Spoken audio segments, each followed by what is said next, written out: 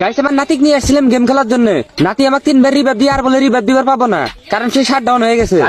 আমাকে রিভাইভ দিবার না পায় দুঃখের ঠেলায় আমার নাতি দেখেন আমাকে কি কয়। আমার জীবনের সবচেয়ে বড় দুঃখ কি জানো? তোর মতো বটের সাথে গেম খেলতে আসা।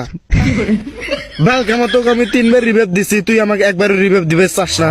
আরে ভাই আমি তো রিভাইভ দিবার চাই, কিন্তু এই জায়গায় তো কোনো রিভাইভ পয়েন্টই নাই। হ্যাঁ, রিভাইভ পয়েন্ট তোমার গোয়ার করে দিয়ে থুবো। বাল আমার পিকে যে রিভাইভটা দে। পিকে যায় আমি রিভাইভটা তো দিবারই পাই, কিন্তু আজকে না, আমার মন ভালো নেই।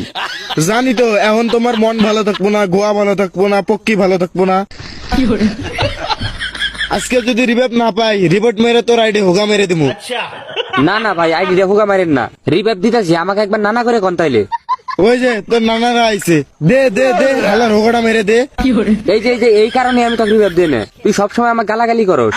আচ্ছা সরি ভাই, সরি, ভুল হইছে। আমি আমার ভুল স্বীকার করলাম, এখন রিভাইভটা দিয়ে এসো। মনে করছস এইটা তো কমু? বটের ঘরের বট, তোর সাথে যতদিন গেম খেলেছি একবারও রিভাইভ দেশ নাই।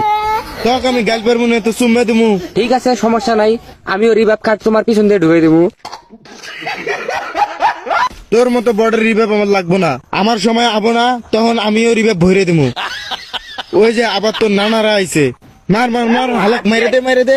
এনিমি গুলো নাম্বার 1 বট, এই হালাকে মারবার পায় না। হ্যাঁ ঠিক আছে, ঠিক জায়গাতে উঠছো।